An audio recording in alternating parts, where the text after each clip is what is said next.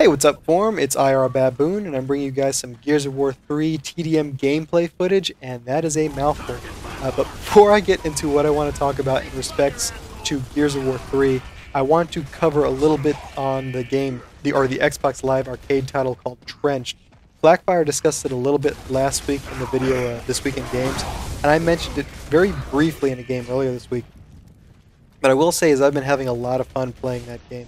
It's I think it's 1,200 Microsoft points. It's not too expensive, but it's I think it's around 1,200 Microsoft points. And the best way that I can describe it is it's a mashup of mech combat and tower defense gameplay.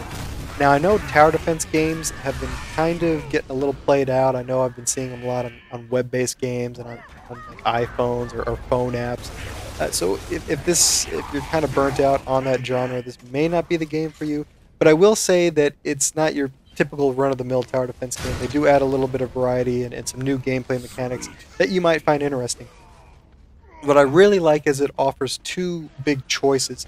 If you want to be the primary person doing the tower defense, then you can do that. You can go the assault route. You can armor your mech with big cannons, machine guns, rocket launchers, but you name it, they probably have it in the game. You can just armor yourself up, and you can be the guy who does all of the defense. But if you don't, if you want your defense towers to do the brunt of your work, then you can go the engineering route. You can get an engineering chassis, you can carry more turrets, and the turrets cost less money.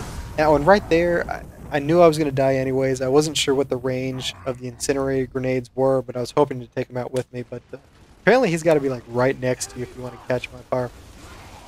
But no, yeah, so it's you can go two different routes, or you can kind of mix and match. You can kind of go down the middle line. So it offers some replayability. You can go down the entire game playing an assault class, or you can go down the engineering class. And the other thing that gives it a little bit of replayability is there's loot involved. That when you take out very powerful mobs or enemies that come in, they drop random loot, and that can be anything from a new paint job to more powerful weapons to new outfits. So the actual single-player campaign is a little bit is kind of short, but I've heard they are bringing out some DLC to kind of increase the longevity of the game. But there is replayability. I mean, if you're into getting loot and stuff like that, and there is 4-player co-op, so there is a lot of different ways you can play it and continue to play it. Plus, the single-player campaign was a pretty funny story. I mean, not going to win any awards, but it was entertaining enough. I had a lot of fun playing it. So if you've got the extra cash or the extra Microsoft points, I'd suggest trying it out. There's even a trial if you at least want to try it out for free. But the reason that I talked about Trenched, I went into so much detail about it, is because it serves as a pretty good segue into what I really want to talk about today, and that is the Gears of War 3 Horde mode that is being introduced. For anyone who's been following it, I think during E3, Epic announced a lot of the new changes that are going to be applied to the Gears of War Horde mode, and the best way that they can describe it is it's a mashup of real-time strategy meets Horde mode meets tower defense. I mean, at its core, it's still going to be the same thing. You're still going to be taking waves upon waves of enemies, and at the level cap or the wave cap is 50. I think I've played Gears of War 2 Horde mode once, but I think the level cap in that mode is 50 as well. So that kind of stays the same. You know, you keep fighting stronger and stronger enemies, but they added a new feature in which you have to use cash. So as you kill enemies, or as you get headshots, you get more cash, and you get cash in a variety of different ways based on how you kill the enemies. And you use that cash for simple things like buying ammo, new guns, maybe you need to resurrect a fallen teammate.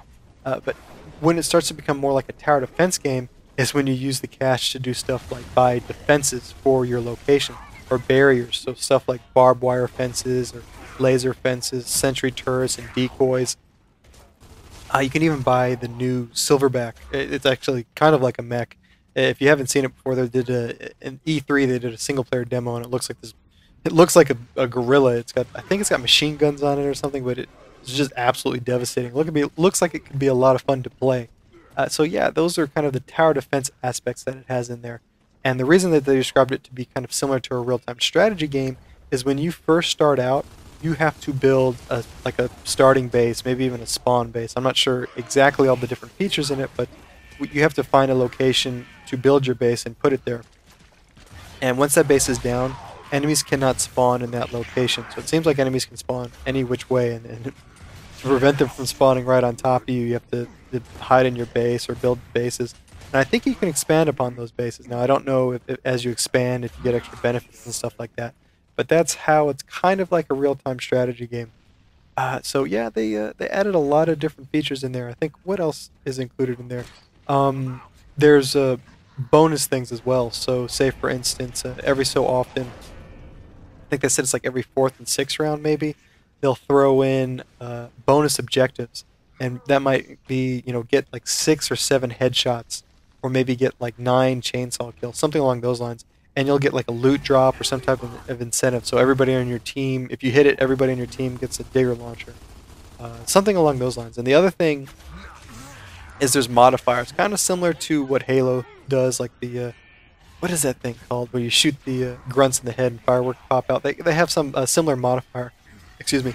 So they have like big head mode, and one thing that I thought was kind of funny was the 80s laugh track, kind of based on 80s sitcoms. As you kill enemies, you'll have people laughing in the background. As gruesome and as grotesque, or not grotesque, but as gruesome as Gears of War is, it'd be kind of funny to hear people just laughing in the background. And what else? Oh, and the other thing is there's persistent experience. So what that means is when the very first time you sit down and play Horde mode for the first time, everybody can build level 1 items. So we're all going to be able to build like a level 1 barbed wire fence. But as you build it more and more, you can build higher level fences. And then as you get into your next game, or maybe a couple games down the line, you don't start off building level 1 fences anymore. You start off building like level 3 or level 4.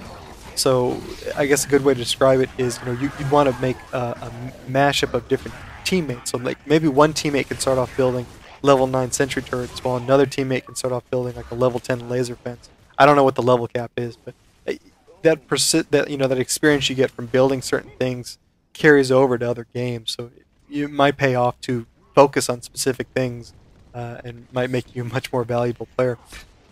So the reason I'm bringing all this up, the reason I'm talking about it, is I wanted to get your opinion. I haven't played much Gears of War 2, like I said before, so I wanted to hear what you guys think. I mean, is this stuff you want to see? I mean, like I said, they're not really changing the fundamental core of Horde mode. They're just kind of adding new features to it. Is that something you want to see, or do you feel like they need to change a lot?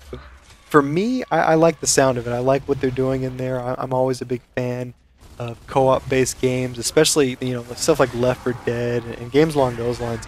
I really like that. It seems like there's a lot of different strategy involved. Like if your teammate's low on cash, you can give him cash to kind of help bolster him up, and he could help defend things a little bit better. So it seems like you have to allocate resources and plan ahead.